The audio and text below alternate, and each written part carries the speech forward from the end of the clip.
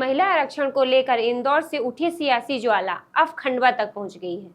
खंडवा कांग्रेस अध्यक्ष प्रतिभा रघुवंशी ने हाल ही में आयोजित प्रेस कॉन्फ्रेंस में भारतीय जनता पार्टी और प्रधानमंत्री नरेंद्र मोदी पर गंभीर आरोप लगाए हैं।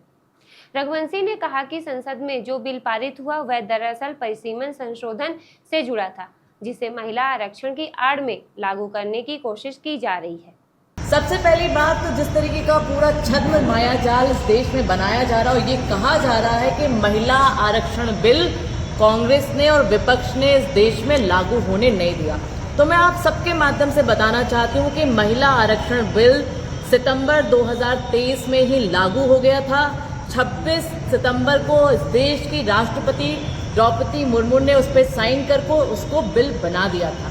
लेकिन जो परसों के दिन इस देश में की संसद में बिल गिरा, वो बिल परिसीमन संशोधन का बिल था, जिसको महिला आरक्षण की आड़ में इस देश के प्रधानमंत्री देश में लागू करना चाहते थे। उन्होंने कहा कि सितंबर 2023 में जब यह बिल आया था तब कांग्रेस ने इसका समर्थन किया था, लेकिन प्रधानमंत्री ने 2 शर्तें रखकर इसे टालने का प्रयास किया। पहले ही जब सितंबर 2023 में महिला आरक्षण बिल लेकर आए थे, तब कांग्रेस ने समूचे विपक्ष ने आपसे कहा था कि आप इसको तुरंत लागू करें और 2024 में महिलाओं को संसद में पहुंचने का काम दें। लेकिन आपने 2 शर्तें इसमें लगा दी थी। पहली शर्त लगाई आपने परिसीमन की, दूसरी लगाई जनगणना की, और इसको एक लंबे समय के लिए आपने दूर फेंक दिया था, जिससे महिलाएं सदन में ना पहुंच पाए।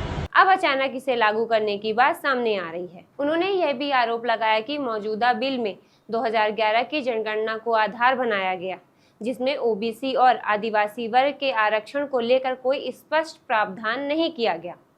अंत में रघुवंशी ने 334 के संशोधन की मांग करते हुए कहा कि 2023 में पारित बिल का नोटिफिकेशन अब तक जारी नहीं किया गया है, जिस पर सरकार को जवाब देना चाहिए। अब जो बिल आप लेकर आए उसमें जो परिसीमन आपने रखा, उसका आधार बनाया 2011 की जनगणना। मोदी जी 2011 में इस देश की जनगणना में ना तो ओबीसी का कोई था, ना जातिगत जनगणना हुई थी, तो आपने दूसरा काम किया, इस देश की ओबीसी, आदिवासी और हमारी जो महिलाएं हैं उनको किस तरीके से आरक्षण मिलेगा, इस पे कोई बात नहीं करी। जो बिल 2023 में पारित हो गया था, आपने उसका नोटिफिकेशन अभी तक जारी नहीं किया।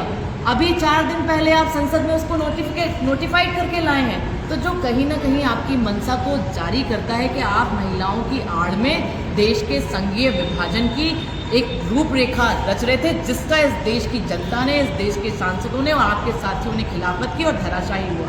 ऐसे ही नए अपडेट के साथ खबर नेशन से जुड़े रहें। खबर नेशन यूट्यूब चैनल को लाइक, सब्सक्राइब और शेयर करें।